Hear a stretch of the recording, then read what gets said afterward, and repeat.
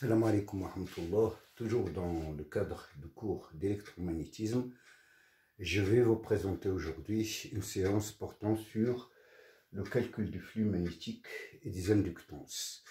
Je vais faire dans un premier temps des rappels de cours et on va commencer par l'inductance propre. Inductance propre.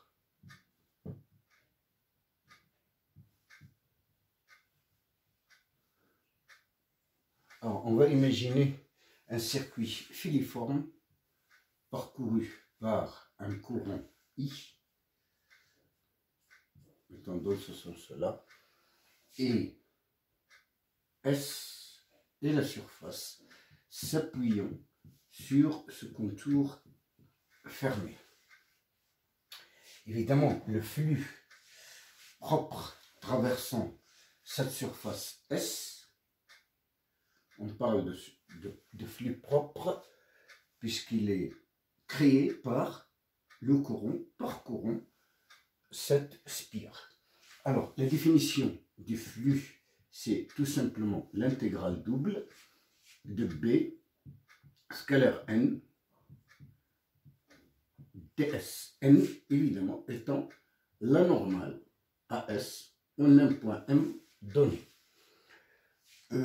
Si je prends mon circuit filiforme, alors si le circuit est parcouru par un courant I, il crée un flux appelé flux propre. Pourquoi propre? Parce que le fait d'avoir un courant I, évidemment, va me créer un champ magnétique et je pourrais calculer le champ magnétique, le flux de ce champ magnétique à travers cette surface. Il crée donc un flux appelé flux propre. On a bien sûr toujours la formule phi égale double intégrale sur S de Bn ds. B, le champ magnétique étant proportionnel à I, si B est proportionnel à I, phi étant proportionnel à B, et sera également proportionnel à I. Cela implique que phi est proportionnel à I. Ceci me permet d'écrire en fait que phi est égal à un certain facteur L que multiplie I, puisque phi et I sont proportionnels. Alors ce L-là est appelé coefficient d'auto-induction ou coefficient d'induction propre ou encore coefficient de self-induction. Alors c'est le coefficient, on va l'appeler d'auto-induction. Alors, c'est un facteur qui sera toujours positif et il s'exprime en Henry.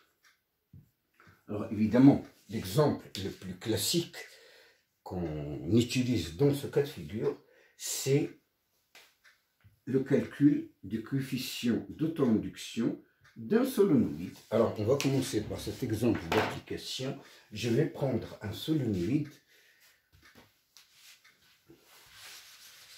Je vais prendre un solénoïde parcouru par un courant I et contenant de section S, je ne sais pas moi, soit un solénoïde de section S de longueur L, de section S, longueur L, petit l, et ayant petit n spire par unité de longueur. Alors évidemment, si je prends ce solénoïde, voilà, je vais prendre un sens de parcours pour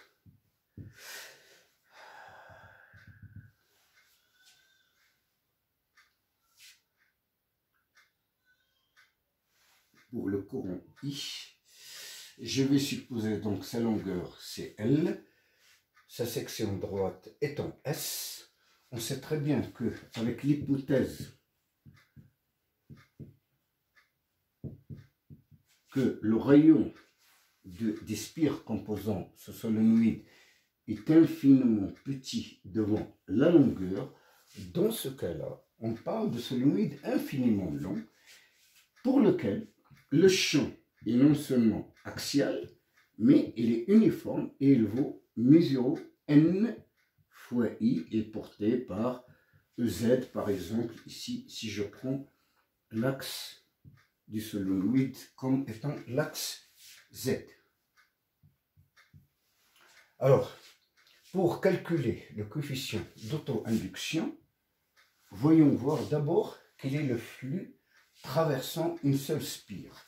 Alors, si je prends phi spire, ben, c'est égal à double intégrale sur la section droite du solénoïde, c'est-à-dire la surface d'une spire, de B n ds. Le choix de n, ici, si je prends une section droite là, par exemple, B étant axial, et je vais prendre n dans le même sens que B. Voilà pour B. Donc j'ai un Bn qui sont parallèles et de même sens, ce qui nous permet d'écrire que cette double intégrale vaut BDS. BDS. B étant uniforme, comme on vient de le signaler ici, donc je peux le sortir du signe intégral, ce qui nous donne double intégrale de ds. Autrement dit, c'est BS. En remplaçant B par sa valeur, on aura phi spire d'une seule spire, c'est égal à mu0 n i s. Le flux étant une quantité additive, je pourrais dire qu'en fait, le flux total traversant tout le solénoïde n'est rien d'autre que le nombre de spires de solénoïde fois phi spire. Oui, mais grand N, le nombre grand N étant le nombre total des spires. C'est-à-dire en fait égal petit n fois L. Le nombre de spires par unité de longueur multiplié par la longueur du solénoïde. Alors, je le remplace ici, ça nous fait petit n, L fois phi spire. Or, phi spire, on vient de voir que c'était mu0 n i s. Autrement dit, le résultat final ici, c'est mu0 n carré L s i. Voilà pour le flux total traversant le solénoïde. Ben, écoutez, pour trouver le coefficient d'inductance propre, coefficient d'auto-induction, L, coefficient d'auto-induction, il vaut quoi ce coefficient? Il vaut L égale phi sur I. Ben, en regardant l'expression ici, ça nous donne finalement L égale mu0 n carré L s. On vérifie bien que ce coefficient dépend des caractéristiques géométriques du solénoïde ainsi N, L, S, ainsi que des propriétés du milieu où se trouve ce solénoïde, en l'occurrence ici le vide. Voilà pour le coefficient d'inductance propre. C'est l'exemple le plus classique qu'on évoque dans ce cas de figure. Ça sera toujours positif, il est exprimé en Henry, et je le répète une deuxième fois, il dépend bien des caractéristiques du milieu où je travaille, ainsi que des caractéristiques géométriques de l'objet en question, en l'occurrence ici le solénoïde. Ça, c'est concernant l'inductance propre. Mais il y a également, quand je me retrouve avec plusieurs conducteurs, il y a la notion d'inductance mutuelle que je vais exposer.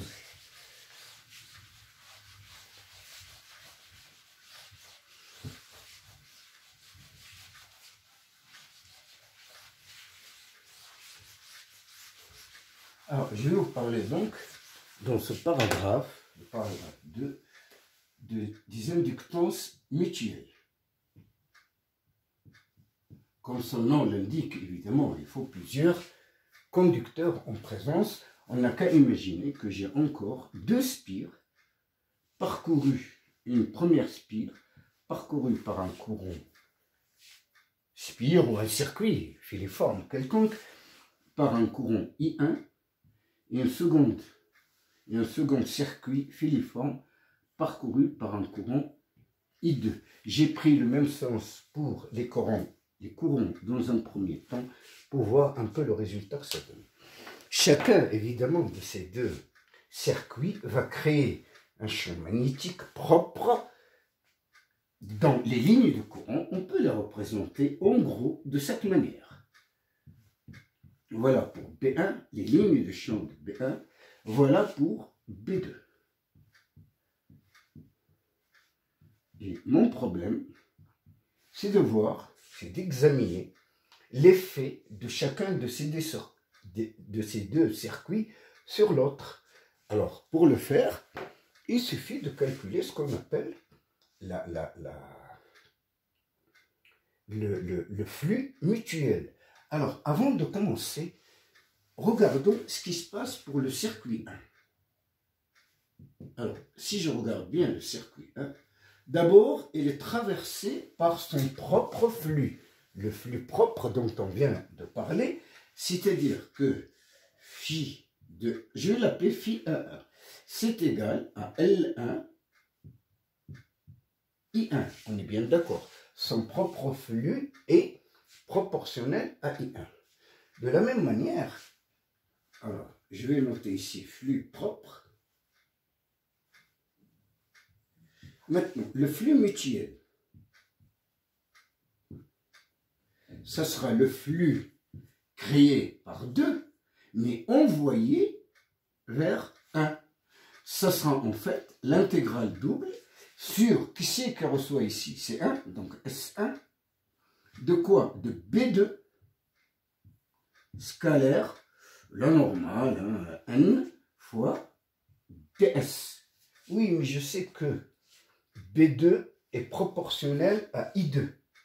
Donc phi N2 est proportionnel à quoi? À B2, donc à I2.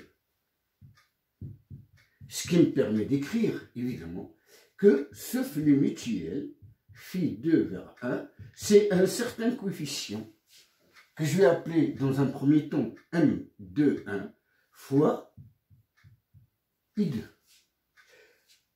Quel est le flux total traversant? Je vais l'appeler 2,1, hein, comme ça c'est beaucoup plus pratique. C'est l'effet de 2 sur 1. 2,1. Alors, si je regarde bien, le flux total traversant 1, je vais mettre total 1, c'est égal au flux propre qui traverse ce circuit, plus le flux mutuel de 1. On est bien d'accord, ok. Oui, mais si je regarde maintenant, si je m'intéresse au deuxième circuit, il sera également traversé par son propre flux, c'est-à-dire L2I2, plus le flux envoyé par le circuit 1 et traversant le circuit 2. Ça nous fera un phi N2. Donc de la même manière, pour 2, j'aurai phi total 2, c'est égal à L, on va dire, phi de 2, ça c'est le flux propre traversant 2, c'est-à-dire le flux créé par B2 et traversant le circuit C2, plus le flux envoyé par 1 vers 2. Je peux noter ces deux flux de la même manière ici.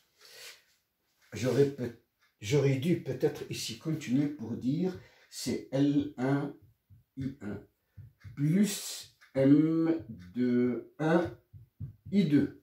Voilà pour le premier résultat. Le second, ça nous donnera L2, I2, flux propre créé par 2 et traversant C2, plus M, cette fois-ci, je note M2. Tout à l'heure, j'ai bien noté 2, 1 fois I1. Le flux mutuel, ici, il a été créé par 1 et il a été envoyé vers 2. Donc, je le note de cette manière. En fait, les flux, si je dois donner un résumé de tous ces développements-là, je peux dire qu'en fait, les flux totaux traversant chacun de ces deux circuits peuvent s'écrire sous une forme matricielle, que je vais noter ici. J'ai sous forme matricielle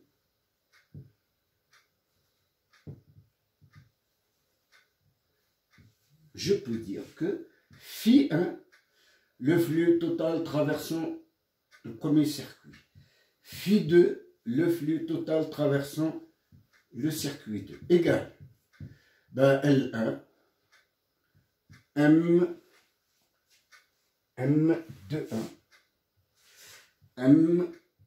M2, L2, tout ça en fonction de I1, I2. Ce sont des notions très très importantes, hein, parce que cela veut dire que connaissant ces coefficients d'inductance propre ou d'inductance mutuelle, je peux maîtriser le flux traversant ces circuits par juste la donnée des courants traversant ces deux circuits. Une remarque avant de donner la forme finale de cette écriture matricielle, c'est qu'on démontre que M2 est égal à M21 est égal à un certain M. Seulement, ça c'est le coefficient, donc coefficient d'induction mutuelle, coefficient d'inductance, d'inductance mutuelle. Il peut être autant positif que négatif et on va voir la raison. Donc en fait, la forme finale de cette écriture matricielle, je peux l'écrire sous cette forme-là. Où ici, j'ai exactement le même coefficient puisqu'on démontre qu'ils sont égaux. Maintenant, le fait que ce soit des quantités qui peuvent être autant positives que négatives, on va voir exactement les raisons.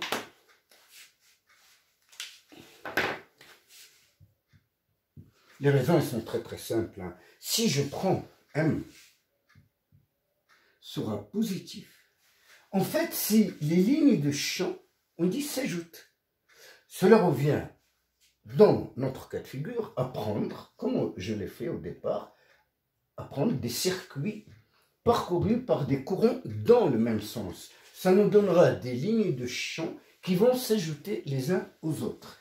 Les lignes de champ s'ajoutent.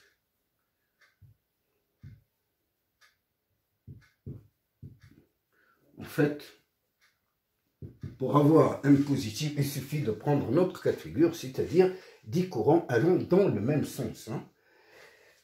Sinon, dans le cas contraire, c'est-à-dire quand les lignes de champ, on va dire, se retranchent,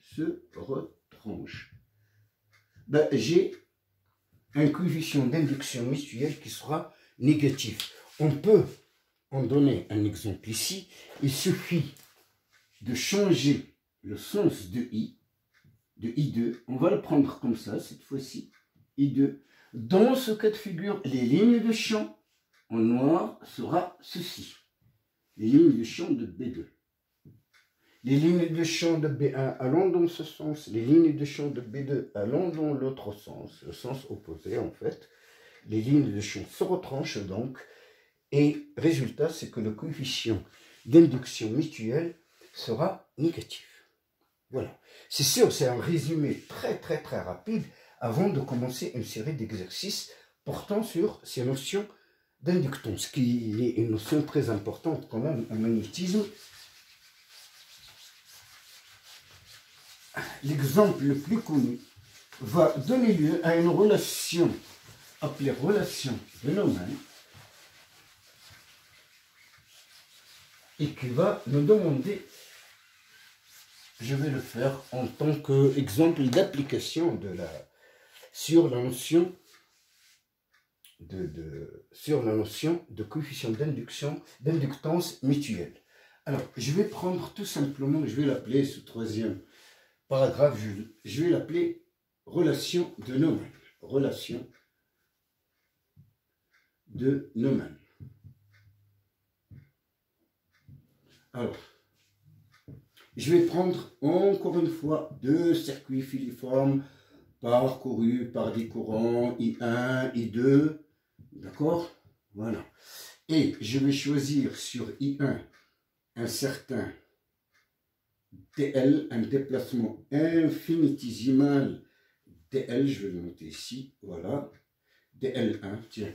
Et sur le deuxième circuit, je vais choisir encore un déplacement infinitésimal DL2.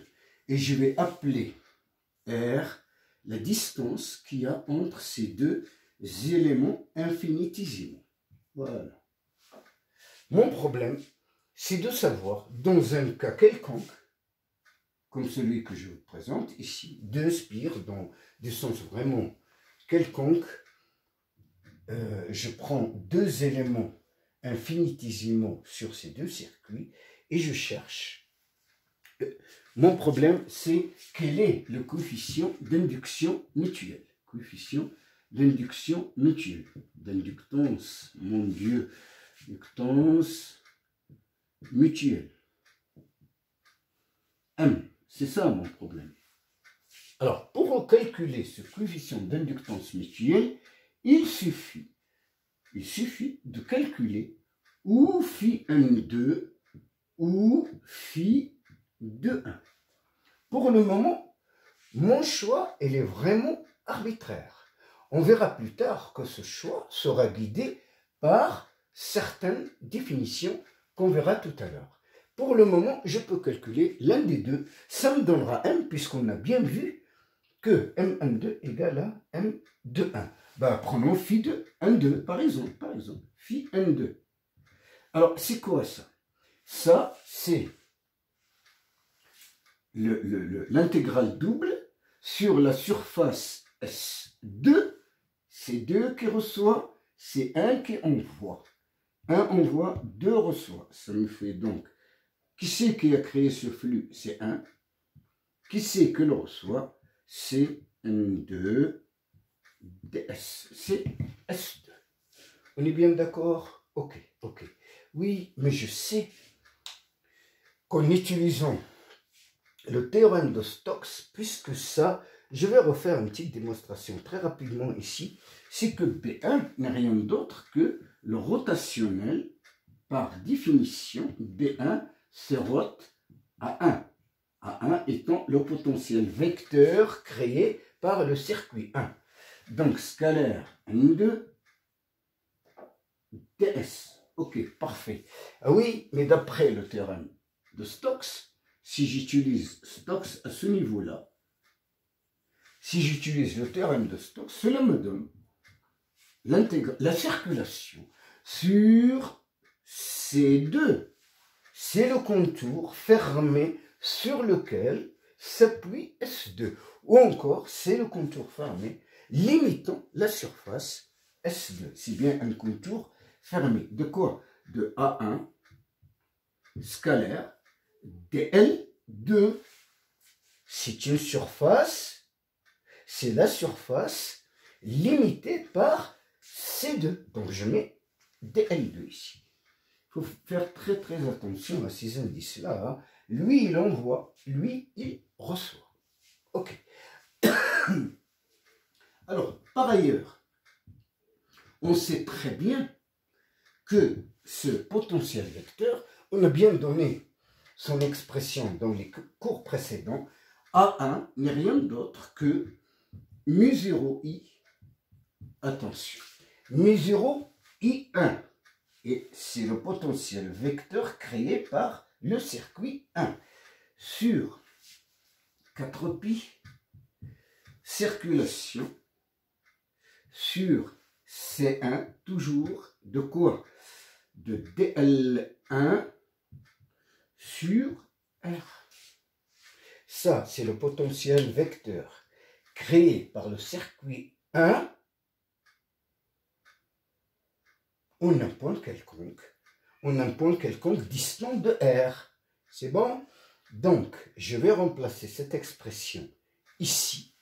Donc, je reviens ici pour constater qu'en fait, cette relation devient l'intégrale sur C2 de quoi? De A1. Oui, mais A1, c'est toute cette quantité. Donc, de mu0 I1 sur 4pi intégrale sur C1 de dl1 sur R. Ok, parfait. J'ai écrit A1 ici. Oui, mais il est multiplié, scalaire, dl2. Voilà l'expression que j'aurai pour le flux mutuel envoyé par 1 et reçu, envoyé par le circuit 1 et reçu par le circuit 2. Alors, je vais débarrasser un peu ici.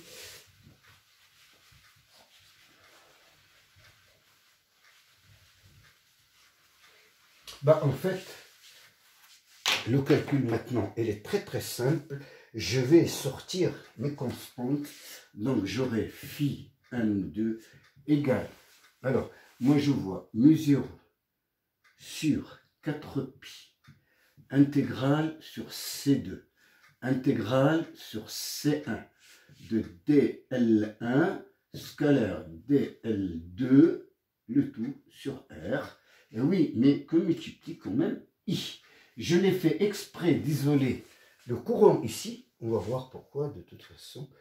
C'est bon. Là, c'est parfait. Et oui, mais que vaut M recherché? Il vaut tout simplement phi n2 que divise, attention au courant, c'est un I1. Une précision, s'il vous plaît. Ça, c'est le flux créé par 1 et envoyé vers 2. Donc, créé par 1, donc il est proportionnel à I1. Pour trouver le coefficient d'inductance mutuelle, il suffit de diviser par I1.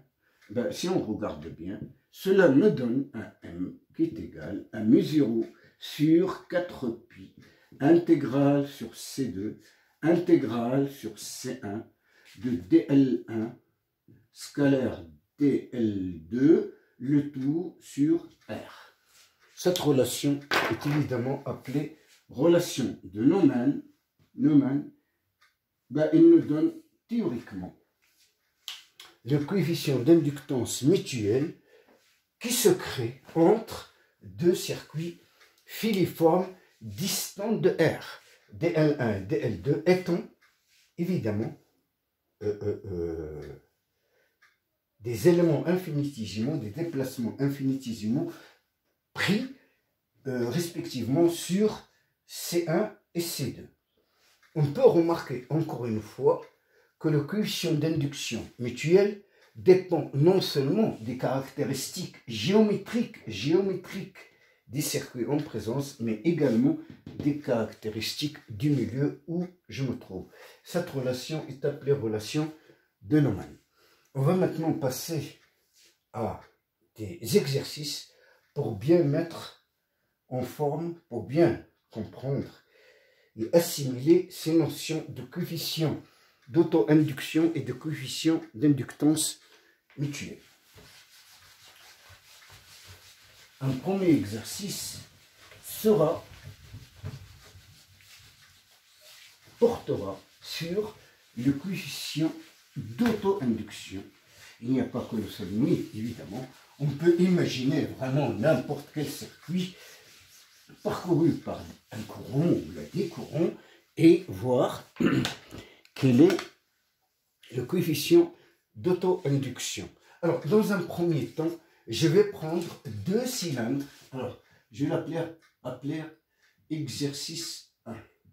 Je vais prendre 2 circuits qui ne sont pas filiformes cette fois-ci.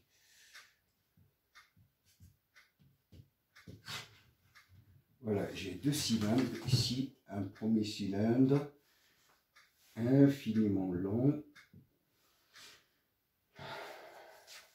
Et un autre cylindre ici. Et qui sont parcourus, on va voir, par des courants I1 et I2. Voilà. Je vais prendre le sens des I opposés. Je vais prendre ça, ici, I2. Ça, c'est le cylindre 2. Ce sont des cylindres infiniment longs. La raison, c'est tout simplement utiliser les expressions des champs établis dans ce cas de figure. Hein. Et lui, je vais le prendre ascendant. Alors, s'il est ascendant, c'est ça. Voilà, voilà. I2, I1. 2. Voilà mon problème. J'ai 2 cylindres infiniment longs, parcourus par des courants volumiques, évidemment, I1 et I2 dans des sens opposés. Nous, on sait très... Ah oui, et mon problème est le suivant. Je vais imaginer une surface, un circuit, de largeur petit l et de longueur A, allant de l'axe du premier solénoïde vers l'axe, ou là jusqu'à l'axe du second, mon Dieu, du second cylindre. Ce sont des cylindres ici. Ce sont des cylindres. Cylindre 2, cylindre 1. Donc voilà. Mon problème, c'est quel est le coefficient d'auto-induction de ce circuit-là. Qu'est-ce que c'est que ce circuit? C'est tout simplement ce rectangle fictif, imaginaire, de longueur A, qui est la distance entre les deux axes des cylindres, et de largeur petit l, je vais appeler comme ça. Alors, quel est donc le coefficient d'auto-induction du circuit? D'auto-induction.